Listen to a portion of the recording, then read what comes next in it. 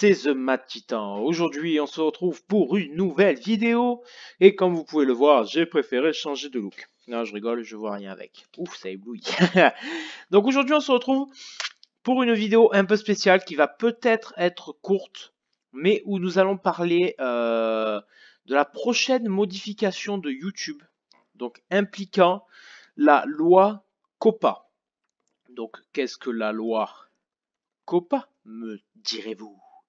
C'est la Children's Online Privacy Protection Act, ou en gros une loi qui vise à protéger la vie privée des enfants sur Internet. Donc, j'ai reçu un mail de YouTube disant « Bonjour, The Mad Titan. D'importantes modifications qui risquent d'affecter la monétisation et la visibilité de vos contenus seront bientôt appliquées. » Donc moi, ce qui m'intéresse plutôt, c'est la visibilité, parce que la monétisation, je n'y ai pas encore droit. À partir d'aujourd'hui, tous les créateurs sont tenus d'indiquer si leur contenu est conçu pour les enfants, conformément à cette loi COPPA, mais aussi en rapport avec d'autres lois applicables. C'est pour ça que YouTube a mis en place un nouveau paramètre où on peut définir le niveau de notre chaîne.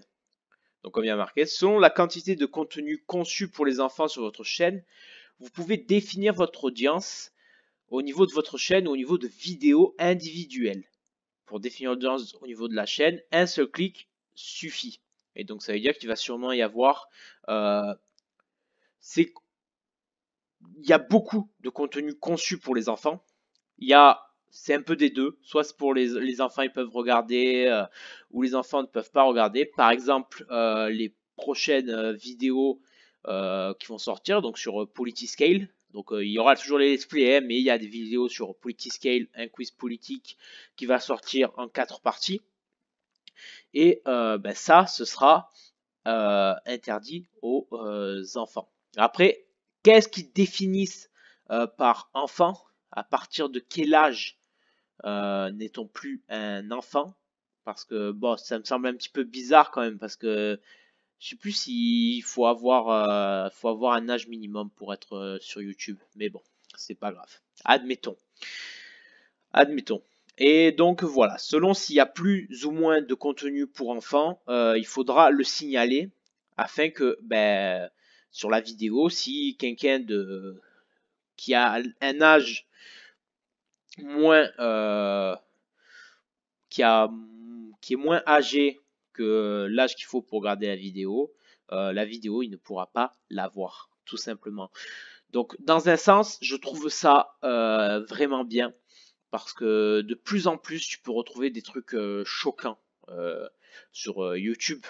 Et des fois, les enfants, ils peuvent en rester marqués à vie. Or, ce qu'on veut, c'est les préserver. Et même s'ils sont jeunes, ne pas leur donner un aspect encore d'Internet qui est celui de leur faire peur ou autre. Donc, j'imagine que tout ce qui va pas être pour les enfants, c'est là où on va dire des gros mots, on va parler de sujets politiques, où les vidéos horreur, où il va y avoir du sang, tout ça, les enfants ils peuvent pas regarder, sinon après le soir ils ont peur, tout ça, donc ça entraîne tout. Donc je continue le mail. Ces modifications sont requises dans le cadre de leur accord avec la FTC, donc la Federal Trade Commission, donc la Commission d'échange fédérale, aux États-Unis, et le procureur général de l'État de New York. Donc c'est une loi qui nous vient directement des États-Unis. Ils sont conscients que ces changements pourraient en avoir un impact sur l'activité de certains créateurs et qu'ils demanderont un certain temps d'adaptation. Ça, je trouve ça très bien parce que ça ne va pas arriver direct.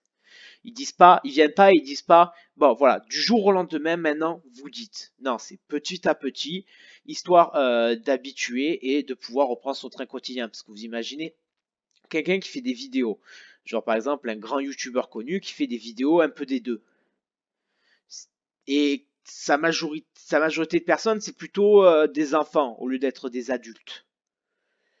Mais il va pas se priver de faire certaines vidéos juste pour s'adapter à peu près 60% de son auditoire. Il pourrait le faire. Voire des fois, il devrait le faire.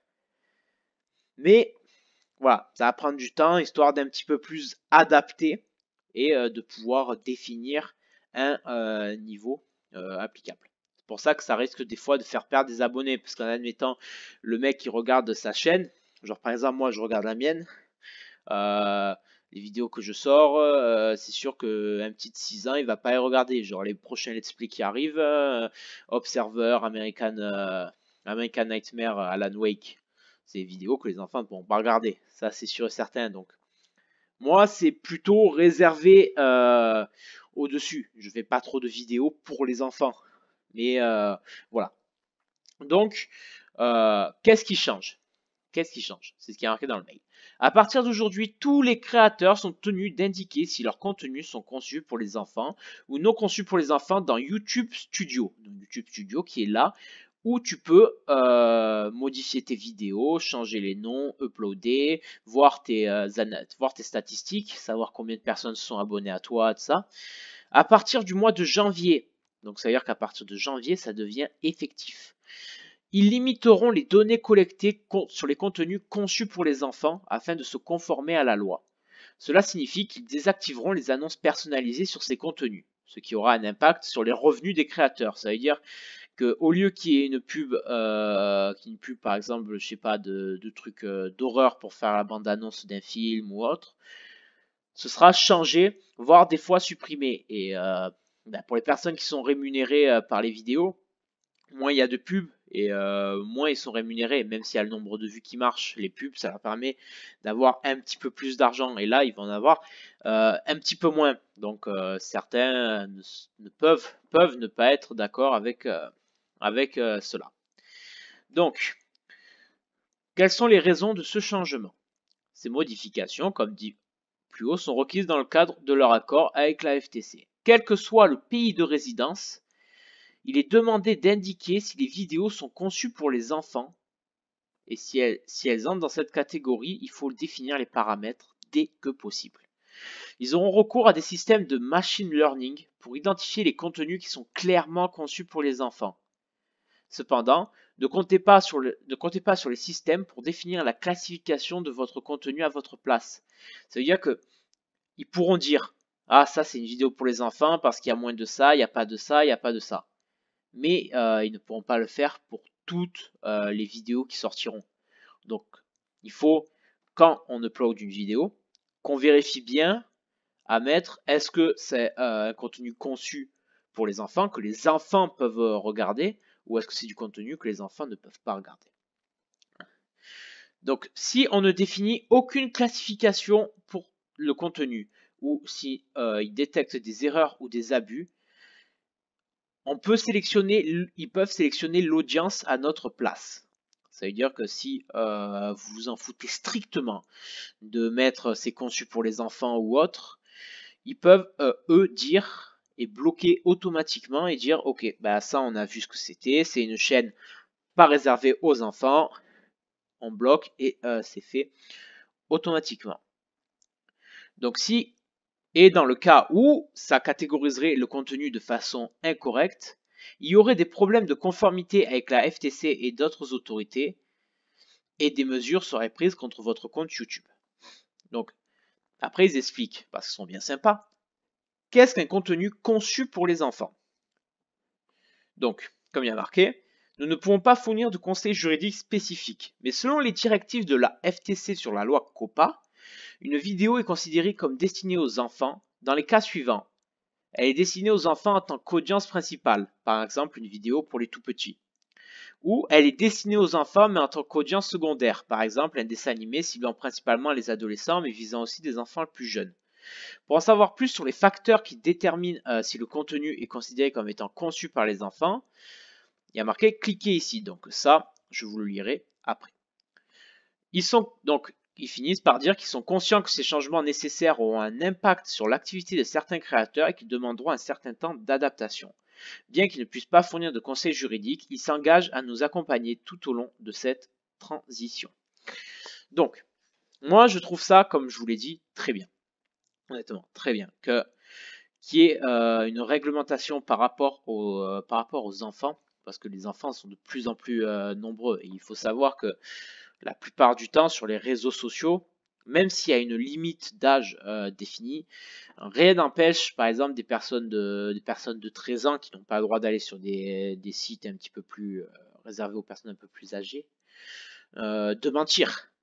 Lorsque tu t'es inscrit, tu dis ton âge, le mois où t'es né, l'année où t'es né, tout ça. Mais il n'y a personne pour le vérifier. Donc rien n'empêche à quelqu'un de dire, ah ben voilà, ben, je suis né ça, et ben, j'ai 13 ans, mais sur Internet, j'ai 20 ans. Et ça passe. Là, non, je pense que ça va un petit peu durcir le truc, et ça va permettre de contenter le plus de monde. Donc, il y a marqué...